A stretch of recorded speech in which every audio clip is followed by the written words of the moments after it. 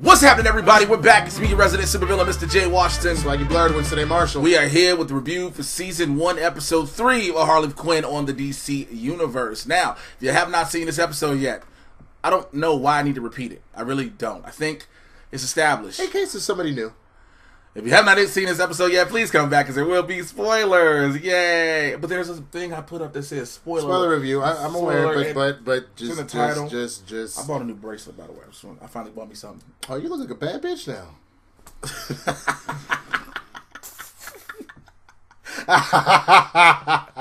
So we starting already. Yeah, all right. Oh, yeah. By the way, I have to address a comment we had in one of the recent videos. Somebody was like, "Hey, could you guys stop using the N-word so much? It makes the video uncomfortable." Now, keep in mind, the person that said it didn't have a picture. Okay. Just had a name. Sure. So I'm 98.6% sure it was a white person. Most likely. He was, "Hey, can you guys just not say? I want to hear you talk, but not say nigga or nigger or nigga like nigga.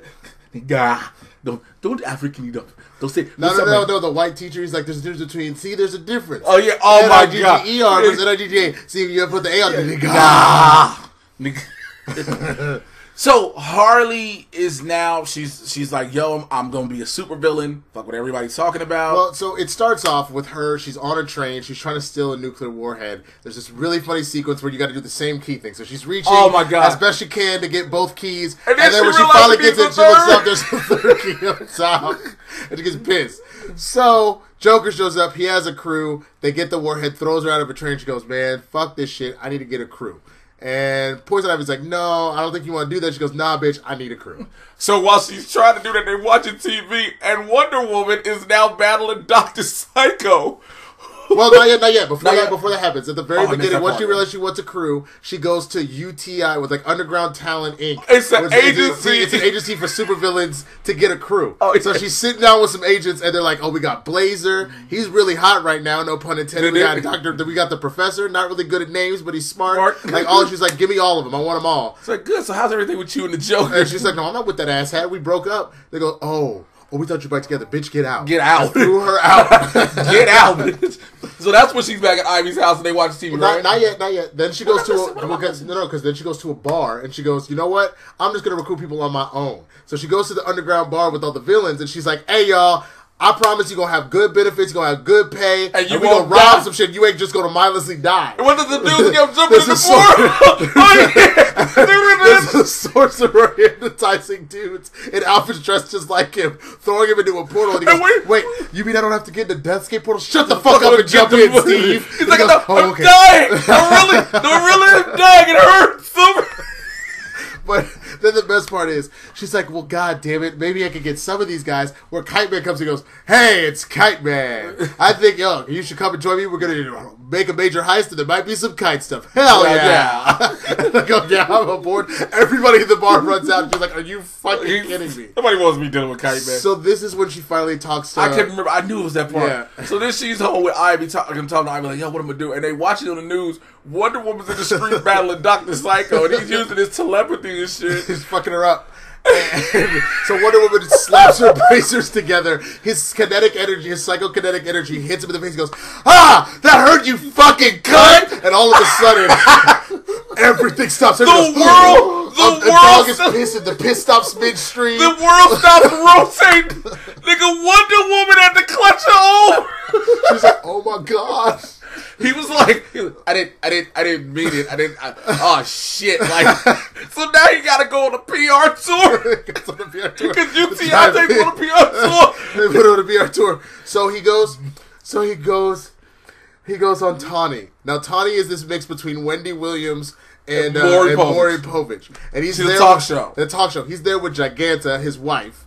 And his son, who's in a dark Superman t-shirt, and he's like, look, you have to understand, I love women more than anything. You know I love women. Like, completely. She doesn't, like, he's talking for his wife. Like, I know what she's saying. It's in my head. Yeah. And at one point, she finally gets pissed off and like, that's not what I said. I'm going to speak for myself, goddammit. And so she storms off and the sun falls. She goes, get back here, you miserable cunt. And everybody, same thing. Everybody does. The dog stops pissing. The world stops again. And he's like, oh, shit. He's like, damn. How do you do that? No, because at first, so you got to, before that, he's in the bar and Harley's trying to recruit him after all this. And he's like, I don't want to be in your crew. In the first one. Oh, okay, you know what? You were right. So here's the thing.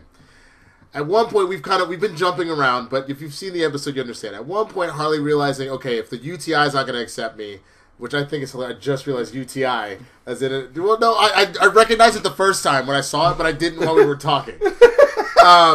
But she goes to a seminar which is similar to Tony Robbins, but it's Maxie Zeus, who is, if you don't know the supervillain Maxie Zeus, he's a human who's on like Olympic level athlete, but he gets the technology to actually make himself throw lightning bolts and whatnot. So he actually considers himself a god. He's a little psycho in the head. Anybody that played the Batman Arkham series, there was a clue to alluding to that and stuff like that, whatever. So she goes to his seminar and he's like, you want to be a villain, so you need a crew. So blah, blah, blah. So Harley's sold. She's like, I love what he's preaching. Goes to his room and he's like, oh, I see you're here. Presses a button. Stereo says sexy music. Turns purple. And he's like, come on, so you want a crew, right? You want a crew, huh? Fucking pulls his dick out. Nigga dick just rolling out. She was like, oh no. Oh, you're just a dasshole. She was like, oh, you're just a dick. Not that. You're just a dick. And then she told me need to get it checked out. Yeah. That don't look right. You need to get that checked out. So that's when she goes, and like I said, the whole Dr. Psycho shit, and then they're in the bar. She finally recruits Dr. Psycho after the second time he's now said cunt. And while he's there, we learned it the first time in the bar, the bartender, who is this like kind of sexy-looking cowboy, is actually Clayface in disguise, pretending to be. Which, by the way, he's a thespian. Yeah. Clayface is not just a villain. I am an actor. This is a thespian. But I fucking love about this show, because anybody that knows Clayface's origin, I do not remember his original name, but he was a famous actor that ended up in a chemical accident that allows him to change his persona. But the fact when he does it, he turns and Clay shoots. Clay shoots everywhere. So every time he does, oh Jesus, not again. Oh, it's in my mouth. Oh, it's in my mouth. So after Dr. Psycho realizing, you know what, I'm never, he gets kicked out of the Legion of Doom for saying cut a second time, which Lex Luthor, he goes, they hold the press conference, he goes, Lex Luthor was a press conference, the Legion of Doom does not support that kind of evil, so we are now banning Dr. Psycho from the Legion of Doom, the Legion of Doom Juniors, and Legion of Doom West Coast. Do you understand how fucked up it is when the Legion of Doom has to hold a press conference? To kick you out? To kick you. And Lex Luthor gotta be like, this nigga don't represent. Now, the one other thing we skipped, because we're going out of order here. Poison Ivy tries to warn Harley, look, you don't want to get a crew, you don't want to be a supervillain like that, because if you do, they're going to start to fuck with you. They don't like seeing a woman go into power. Yep. You don't believe me? Look at my girl, Queen of Fables. Queen of Fables was this badass villain that had a storybook, but I'm not going to tell you the rest. Why don't you go talk to her and find out what happened to her? So she shows up to this place that says, taxes for free. Why is this bitch... Wait, no. She hear a voice chewing some dude out. Is it a dude that I was like, you gonna file this shit next year for free? And so the cool dude comes out. She's like, come on, next. It's just a book with a cigarette in it. So voiced by the legendary Wanda Sykes. It's so amazing. So she tells the story. Essentially, she uses a storybook to bring all these characters to life. She's fucking up the world. Superman, Batman, and Wonder Woman ain't having it. Beat the shit out of their creatures to the point where, like, Batman is breaking a nigga in half. Wonder Woman's chopping heads off. Superman burns one of the creatures alive. Harley goes, he wouldn't do that. Oh, look, I did it for flavor. She said I had a flavor. But the point is, she was this beautiful black sorceress. They get pissed off. They get Zartana to put this bitch inside of a tax book for the rest of eternity. She don't get to go to Arkham. She ends up in a tax book. And that is her prison from now on. Her penance is she got her niggas sex of like smoking Newport. At one point, she said at one point there were two things. One is like, it's not so bad. If my creature's got a job, the one creature comes in and goes, yeah. So the gingerbread man has his head bit off. Half of his head is gone. He goes, at least I'm not in the street anymore, turning tricks. First of all, who out there get the gingerbread man to suck his dick? Like, hey, Gingy, what you on tonight?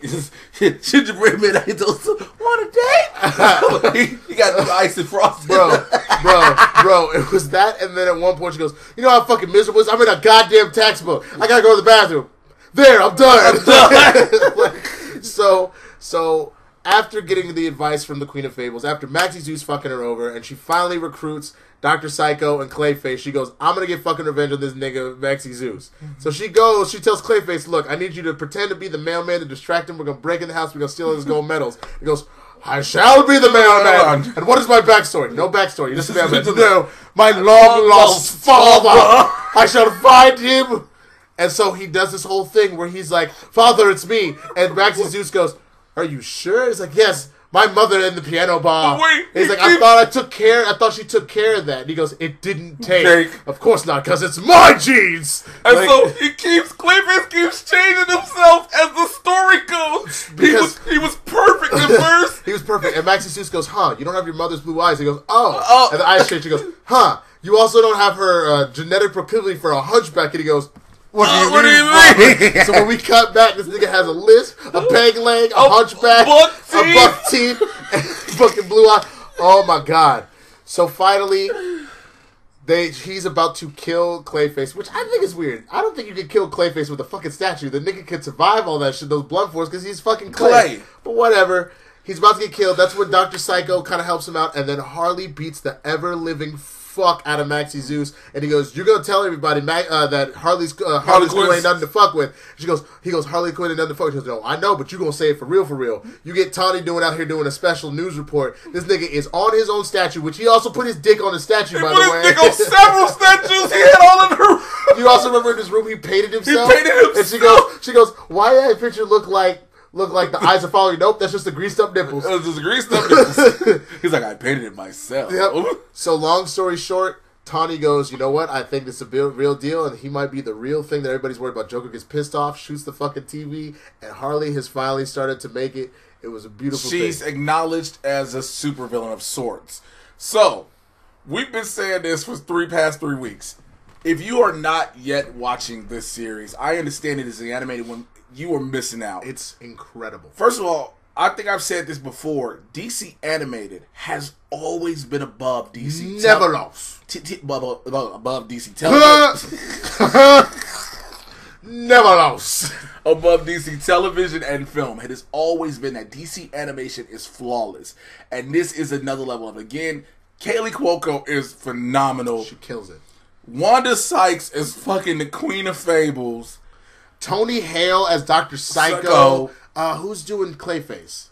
I think it might be Alan Tudyk. Let me double check. Is he also doing Clayface? No, he does somebody. He does Joker. He does Joker. So we got to see Lex Luthor for the first time. Juan Carlos Esposito, he's playing Lex Luthor. Look up Tawny as well, because Tawny sounds familiar.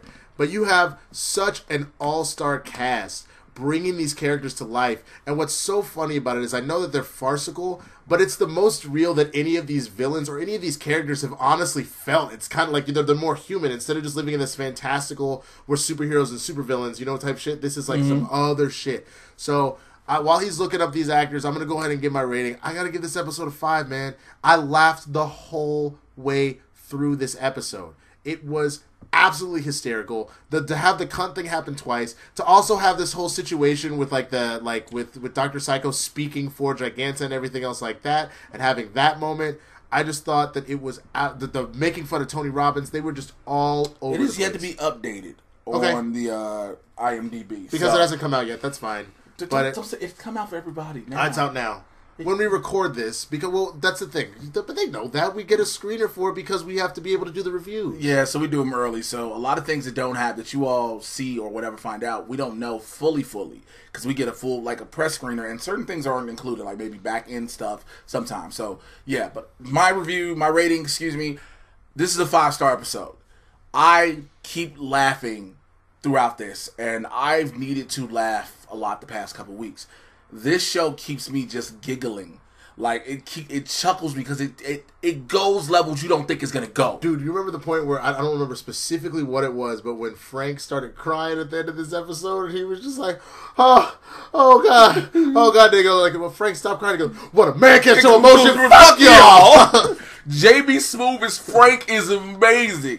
You need to watch this. But we want to know what you thought of the episode in the comments below, alright? Like, subscribe, click on the notification bell. Are you rocking with Harley Quinn and the rest of the Joker's friends? I don't know why I just said the Joker's friends. I have no idea. Yeah, because I diminished Harley Quinn. Yeah, it was just about Harley, though, about Harley. Let us know below, alright? Follow me on Twitter and Instagram at Mr. J Washington, MrJaywashington. Join the Supervillain Squad on Patreon, patreon.com/Mr. J Washington. Subscribe to the channel and check out the Mad Titan podcast everywhere you get your podcast. Listen on. Bam! Swaggy Blerd, THESWAGGY BLERD. social medias like Twitter, Instagram, Facebook, YouTube, all that shit. Sorry, man. A little delusional right now, but yeah, you know what? Come check us out. Follow us on there. You find out what's going on with us. We got a lot of cool stuff coming up in 2020. We're going to continue to do these reviews. Are they going through Christmas, or what are they doing? Yeah, they're all going to air no matter what. They're just nonstop. They're nonstop, so you'll still have these coming no matter what. So you'll have something to watch other than the show. Yeah, we'll do all that. So we'll holler at y'all later. Till then, take care. We out here.